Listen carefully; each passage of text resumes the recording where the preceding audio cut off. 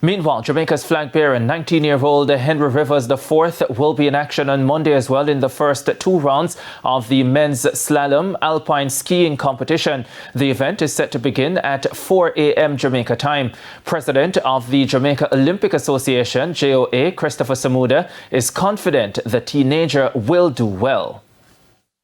Jamaica, the hour has come and the time is so right for Henry Jr. as he makes his debut on the Olympic stage. And you know, Jamaica, his parents and sibling triplets are here with him, surrounding and supporting him and exemplifying that true and great Olympic family spirit.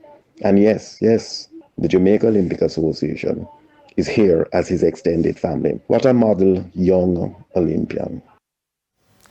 In the meantime, Jamaica's two-man bobsled team of Shane Pitter, who will have his usual role of driver, along with brakeman Junior Harris, who has been plying his trade for just 3 months, is slated to be in action at 1 p.m. Jamaica time.